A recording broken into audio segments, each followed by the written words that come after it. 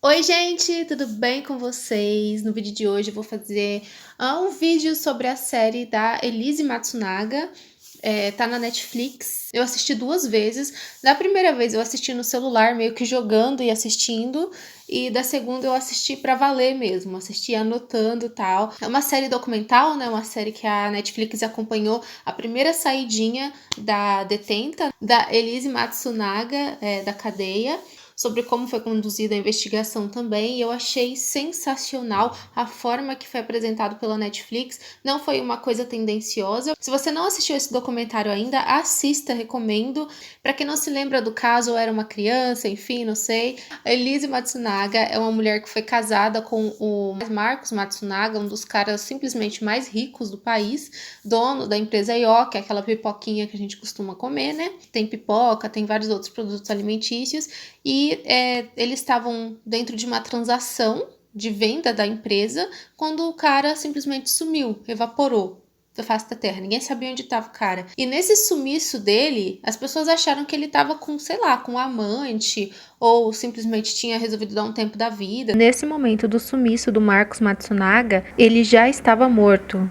E a Elise começou a distribuir provas que ela tinha de uma traição dele com uma amante fixa que ele já tinha há 2 anos para a família. Então eles realmente começaram a acreditar na versão dela de que ele tinha sumido, tinha fugido com um amante, estava vivendo com essa amante. Daí eles não se preocuparam muito a primeiro momento.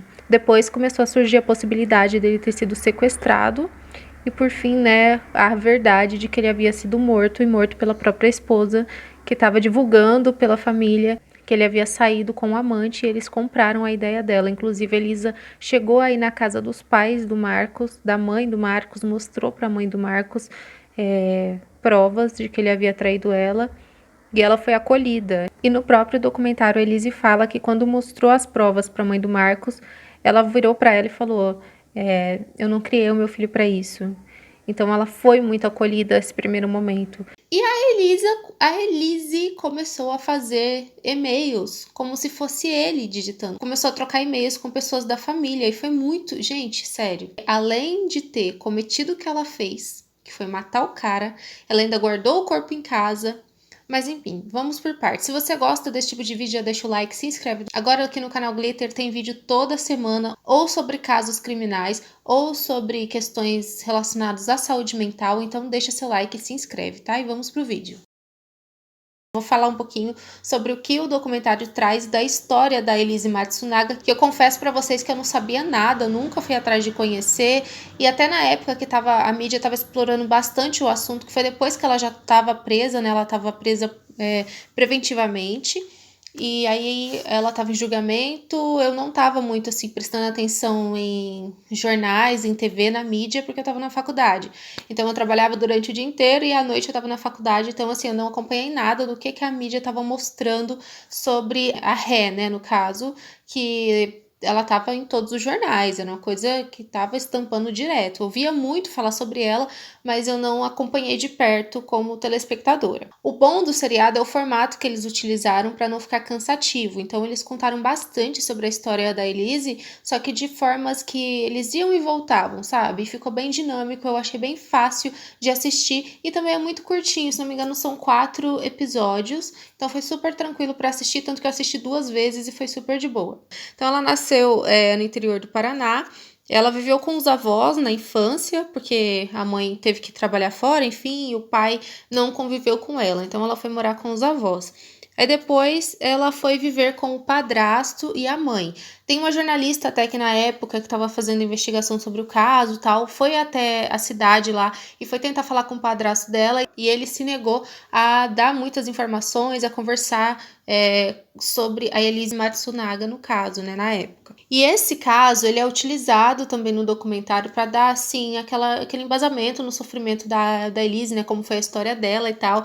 Então ela usa muito desse artifício de contar como foi o relacionamento dela com o padrasto, com a família e tal. Ela fala que ela não deixa é claro se houve um abuso mesmo sexual, mas ela relata algumas coisas bem pesadas que ela viveu com esse padrasto dela, inclusive trocar a fechadura do banheiro para que ela não conseguisse fechar por dentro, ou ficar olhando ela do vitrô do banheiro enquanto ela estava tomando banho, isso ela era muito nova, e foi justamente nesse dia que ela estava tomando banho, ela estava com 15 anos, se não me engano, estava tomando banho, aí ela percebeu que estava sendo vista pela janela, e aí ela disse que desse dia em diante ela decidiu sair de casa. Então ela fugiu, foi pro mato adentro, a cidade que ela morava era no interior, e tinha uma estrada e tinha um mato.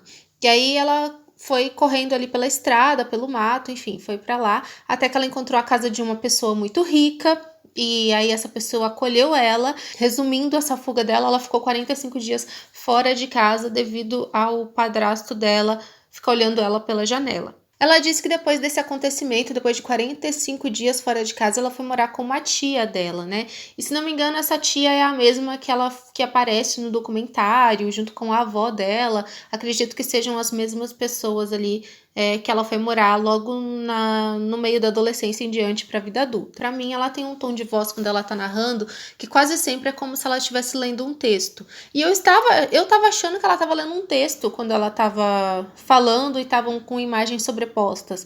Mas aí voltava para a cara dela e ela estava falando, sabe? Eu não sei se tinha um teleprompter ali na frente, eu não sei. Mas tinha uma sensação de que uma pessoa estava lendo um texto. Era uma forma muito teatral, sabe? Então isso que a Netflix fez, esse documentário, foi acompanhando a saída da Elise, a saidinha, né, que acontece aqui no Brasil. Se não me engano, são 5 saidinhas que os presos têm por ano. E a Elise foi a primeira que ela teve em 2019, desde quando ela ficou presa lá na prisão preventiva, em 2012 ou 2013. Como eu disse, eu achei muito interessante a perspectiva de ver o mesmo caso contado pela perspectiva de várias pessoas, sejam os amigos da vítima, né, do Marcos, seja a representante da família, né, da advogada, ou dos jornalistas que trabalharam ali na época do caso, e da própria Elise contando da perspectiva dela. Então a gente vê uma luz sendo jogada, porque caso a gente visse só a Elise contando, só a Elise narrando, obviamente a gente teria uma visão totalmente a favor dela, porque a Elise tem uma história a entender que ela agiu por impulso, que ela jamais teria feito aquilo se ela tivesse pensado melhor, e ela fala várias vezes que ela não sabe a emoção que ela sentiu ali na hora de puxar o gatilho, né? Bem interessante a gente ver pela perspectiva de outras pessoas que estiveram ali trabalhando no caso, seja da forma que for, ou que foram presentes na vida da vítima e conheceram, enfim, a Elise, né? O que pega bastante pro lado da Elise, que é bem complicado na minha visão, é que depois que aconteceu tudo, né? Depois que o crime já tinha sido feito, que já tinha um morto, né? Já tinha uma cena de crime, ela começa a agir como se ela fosse o Marcos, né? Ela fala como se ele tivesse saído, ela conta para outras pessoas que ele saiu. Ela chegou a levar para a família dele vídeos que ela conseguiu com um detetive, né, das traições do Marcos. O fato dele ser uma pessoa que traía a Elise, que tinha outra mulher, né, no caso, não é motivo para que alguém se torne vítima de alguma coisa. Então a Elise conta que ela queria muito ser mãe e ela não conseguia, então fizeram um tratamento para engravidar. E nessa época ela descobriu que o Marcos estava traindo ela e ela ficou possessa, queria muito se divorciar, isso nas palavras dela, só que ela descobriu que estava grávida. E aí ela disse que isso foi um motivo que ele pediu muito desculpas para ela, falou que não ia mais trair ela. E aí acabou ficando isso por isso mesmo. E eles resolveram ficar juntos. E aí ela achou que nada mais ia acontecer. Então, no depoimento dela, ela disse que sabia que o Marcos estava traindo ela 2 anos antes do dia do crime, né? No dia que ela matou ele.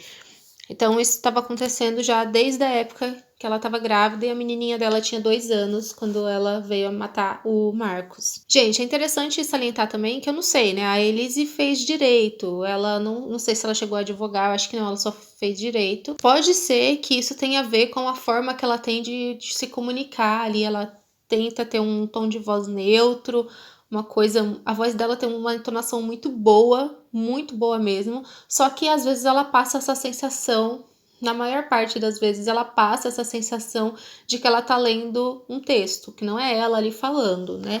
Pelo menos eu tive essa sensação.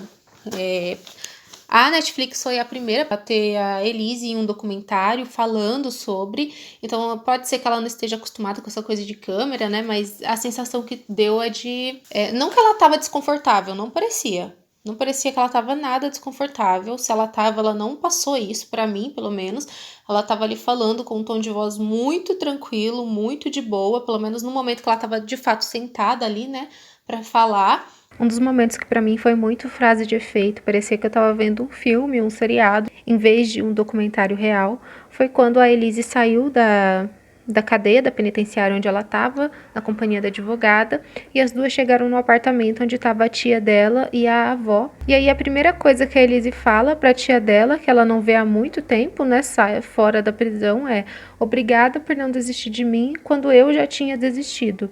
Para mim foi, nossa, eu tô assistindo um filme de sessão da tarde. E nos momentos que ela cita a filha, ela é outra Elise, tá? E nos momentos, teve um momento bem interessante também que ela fala do crime, né? Ela fala, as pessoas não acreditam, mais ou menos isso que ela fala, as pessoas não acreditam que fui eu que fiz, mas fui eu. E aí nesse momento ela dá aquele sorrisinho. Parecia que ela tava muito, sabe? Fui eu que fiz, não precisei de outra pessoa, fui eu que fiz. E até tem uma jornalista que comenta que ela acha que é muito machista até que um homem não acredite que uma mulher seja capaz de matar um homem, né, e conseguir arrastar, enfim.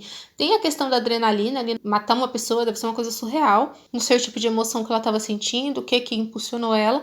Pode ser que ela realmente tenha tido forças para conseguir arrastar um corpo. Gente, eu não me lembro se na série da Netflix foi dito quanto à reconstituição do crime, se houve o peso mesmo daquele boneco que eles utilizaram, se era o mesmo peso do Marcos, porque foi dito várias vezes por homens ali durante o documentário que é muito difícil, né, uma mulher conseguir arrastar um corpo. Até o médico legista que fez parte do documentário fala isso: olha, tenta arrastar uma pessoa desmaiada que você vai ver o quanto é difícil.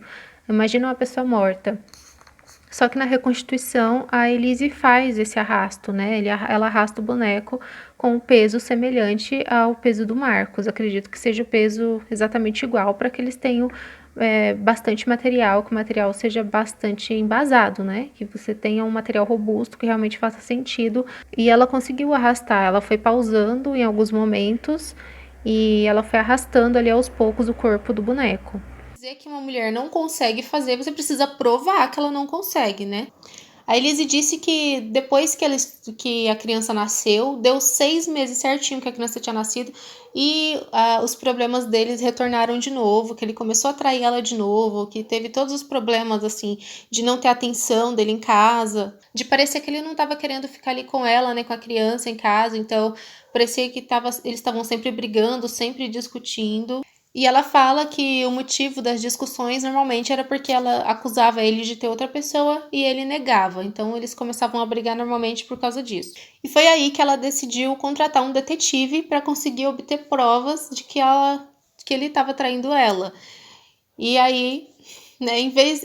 É uma situação assim, né, gente? Que se você tá tendo um problema, o certo é você divorciar da pessoa e seguir sua vida. Só que no caso de um cara super milionário que detém o poder de uma forma absurda, né? Onde você consegue pagar um cala-boca de alguém, a gente consegue perceber que não é tão fácil assim. É interessante perceber que a Elise fala que foi a forma que ela pensou para conseguir desmascarar ele era o seguinte: a avó dela estava doente em outra cidade, porque nesse momento ela estava morando em São Paulo.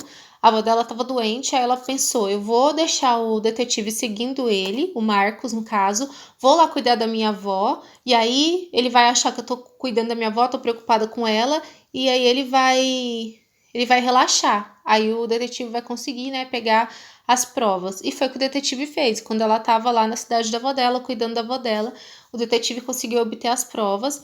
Aí ela falou com ele por telefone, ele inventou outra desculpa, falou que estava em outro lugar. Aí ela ficou possessa de raiva de novo, né, porque ele não admitia para ela que estava traindo ela. E aí, gente, acontece que o Marcos fica sumido, porque nessa mesma época, como eu já contei para vocês, eles estavam tratando de vendas, né, da empresa IOC, e eles imaginaram que se tratava de um sequestro. Afinal, o cara, né, que estava envolvido nas negociações sumiu, ninguém sabia onde ele estava. Então, a ideia mais provável é que fosse um sequestro, só que ninguém pediu resgate. Então, ficou um pouco suspeito. E outra questão é que, tipo assim, se a Elise tivesse calculado um pouco mais do que ela tinha feito, ninguém nunca ia descobrir onde estava esse corpo, porque ela deixou as roupas de marca no corpo, né? Então, o link foi feito de que poderia ser uma pessoa rica, que provavelmente eram pelas marcas da roupa, né? Roupa de grife, roupa muito cara. Até os jornalistas falam, tipo, quem com um salário mínimo ia conseguir comprar uma roupa dessa? Então, se tratava de uma pessoa com dinheiro. E nessa época já estavam aí preocupados na mídia com o sumiço, o sequestro do Marcos. E aí foi por isso que se desconfiaram do link entre aquela pessoa asiática toda fatiada com a vítima Marcos Matsunaga, e se tratava dele mesmo, né? Fizeram os exames e tal e descobriram que de fato era ele. E a Elise sempre falando que ele tinha saído de casa, foi até a casa dos pais dele, gente, foi até lá, levou as provas de detetive que ele estava com uma amante, né? Os pais dele, a família acreditando que ele realmente tinha fugido para ficar com a amante. Tem uma matéria de 2012 no site do Hoje em Dia, que diz que a terapeuta da Elise Matsunaga prestou depoimento, contando que ela atendia o casal e que eles passavam sempre por bastante brigas, coisa que a Elise contou também no documentário. Ela diz, segundo essa matéria, que a Elise tinha indícios de psicopatia, mas a matéria é bem curta, não tem tantas informações a respeito. Esses traços de psicopatia foram confirmados por um laudo psiquiátrico feito pelo Guido Pilomba, que é um dos nomes mais respeitados na área da psiquiatria forense. E tem uma matéria no Globo que teve acesso às conclusões desse laudo psiquiátrico e ele confirma realmente esses traços de psicopatia. Apesar do juiz de primeira instância ter acolhido o parecer do Guido Palomba, ele nunca atendeu a Elise diretamente, ele nunca chegou a conversar com ela e ele se defendeu dizendo que era um trabalho indireto. Os defensores da Elise classificaram ele como midiático e lembraram que esse laudo havia sido excluído por decisão judicial em um processo criminal que condenou Elise em 2016. A Elise também foi submetida àqueles testes que eu não sei falar o nome, aquele que você vê várias manchas, e aí ele é muito usado em casos de crimes cometidos de forma muito violenta. E aí o sujeito manifesta o que ele vê através daqueles borrões, e isso pode ser utilizado em casos criminais. Esse método é reconhecido pelo Conselho Federal de Psicologia e ele se utiliza de 10 pranchas com imagens abstratas. E no resultado desses testes também aparece a descrição da Elise como uma psicopata, além de traços de narcisismo e manipuladora. Citando um dos laudos, abre aspas, o desempenho da pericianda foi semelhante ao de pessoas com padrão difuso de instabilidade dos afetos, da autoestima, das relações interpessoais. O teste revelou que ela busca atenção em excesso. Tem ainda impulsividade acentuada, o que é típico de transtorno de personalidade histriônica e narcisista. Para induzir a família a acreditar que a outra pessoa que está na vida do Marcos, que ele tá vivo e fugiu com essa pessoa, tipo, é muita coisa para se manipular e conseguir manter ali a sanidade, você entende? É muita coisa, gente. Não dá para descartar todas essas coisas que aconteceram depois de matar o Marcos Matsunaga. E fora que o corpo ainda ficou na casa, ela disse sozinha, né? Ela disse que arrastou ele sozinha para um outro cômodo, ficou lá até o outro dia, ela não sabia o que fazer com o corpo. E ali ela resolveu fatiar ele. E aí ela usou todas as técnicas de enfermagem, né? Afinal, a Elise, a enfermeira, foi uma das coisas também que, se não me engano, foi um promotor, alguém que estava trabalhando no caso, se ligou logo que poderia ter sido ela e ela se tornou suspeita porque os cortes no corpo foram muito precisos, né? Tem partes no corpo que disseram que tem uns cortes um pouco mais bruscos, assim, ficou meio estranho, que por isso também que eles suspeitam que haja outra pessoa no caso, que tenha ajudado ela a conseguir fatiar todo o corpo, mas ela diz que não, né? Que não tem, que foi ela mesma sozinha. Em algum momento do documentário, a Elise falou assim: Fui eu que fiz. E aí ela deu um sorrisinho que eu falei pra vocês, né? Que foi ela, de fato, que cortou o corpo, que não tinha mais nenhuma pessoa. Isso pra mim foi muito crível. Eu realmente acreditei naquilo, ou pelo menos na satisfação dela em dizer aquilo. Foi o que deu a entender. Mas, gente, eu não sou perita das expressões faciais. Eu não sei se o Metaforando fez algum vídeo sobre isso. Ia ser muito legal assistir se ele fez. Nossa, se não fez, é pauta. Deveriam fazer, porque é muito interessante essa análise. Mas teve um momento em específico no documentário, lá pro final, que a Elise se refere ao que aconteceu ali, né, ao crime de fato, como situação. Então, teve um afastamento verbal quando ela se refere ao crime como situação. Aí ela fala, sobre aquela situação eu nem quero e não vou voltar a essa situação. Não dá para falar sobre tudo, coisas que eu não consegui ir a fundo. Então, pode ter sido coisas que ela não falou. Ela pode não ter falado de coisas que envolvam outra pessoa. Pode ser. Mas ela também pode ter realmente feito esse crime totalmente sozinha, como consta, né, até hoje. Se vocês querem saber mais sobre o caso da Elise Matsunaga, né, tudo que aconteceu ali no crime, você precisa ver realmente o documentário, porque tem tudo lá explicadinho certinho. Tem alguns pontos que eu preciso trazer aqui para vocês, que é muito importante na história, que faz mais sentido ainda. É que assim, a Elise, quando ela entrou em contato com o Marcos, quer dizer, quando o Marcos entrou em contato com a Elise, ela era garota de programa, ela estava em um site desses de encontros. O Marcos era casado e tinha uma filha. Aí ele encontrou com a Elise, ela se tornou amante dele por um tempo, até que ele se separou da mulher e ficou com ela.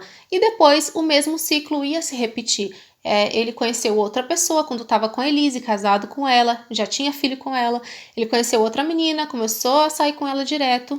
E aí pode ter sido essa uma das motivações, né, que falam no documentário, que a Elise foi lá e matou o cara, né? Então ela viu aquela situação toda se repetir e pode ser que seja algo além do financeiro, como deram a entender várias vezes no documentário, que ela agiu por interesse financeiro.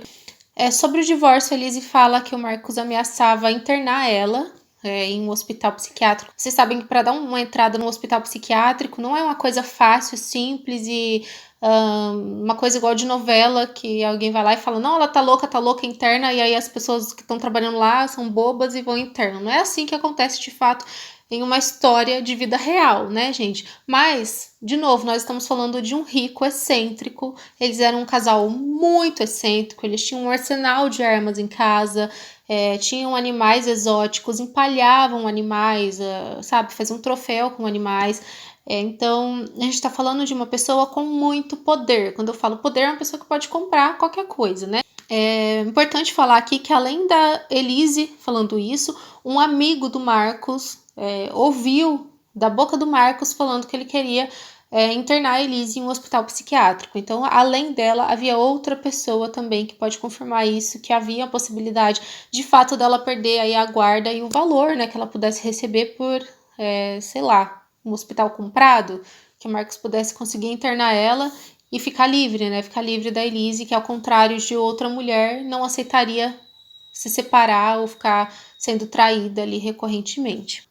O advogado da Elise passou para um cara, um jornalista, o Cabrini, se não me engano, o nickname que aparentemente o Marcos usava para entrar nesse site. Ele avaliava as pessoas ali que estavam ali no site, então provavelmente era uma coisa que ele fazia com muita frequência, utilizar os sites aí de encontros e enquanto estava comprometido com outra pessoa. Então, essas são coisas que também aparecem bastante aí no documentário. E o fato da Elise ter sido garota de programa parece ter sido, assim, uma coisa surreal de outro planeta, né? E eu não sei por que isso foi tão importante para desmerecer o valor dela como mulher.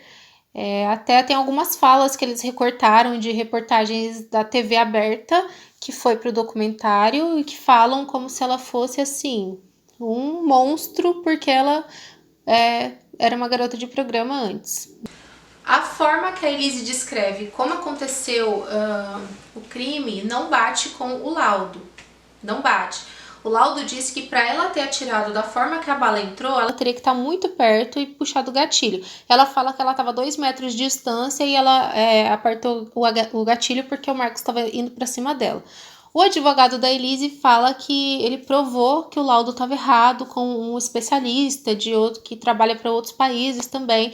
Então essa parte precisa ficar melhor esclarecida, que para mim eu não ficou tão claro assim. Nesse laudo diz que o Marcos morreu de asfixia respiratória, o que é muito pesado, porque dá a entender que ele estava vivo, respirando, e quando ele começou a ser cortado. E o laudo diz isso, né? O laudo oficial. E o advogado da Elise disse que esse laudo é falso, que ele provou que é falso.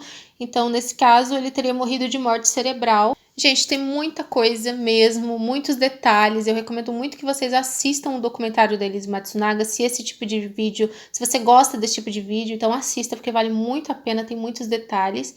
E por enquanto é isso. Espero que vocês tenham gostado. Não esqueça de deixar o like, de se inscrever no canal. E toda semana tem vídeo aqui ou de saúde mental ou de criminologia. Um beijo e até a próxima. Tchau!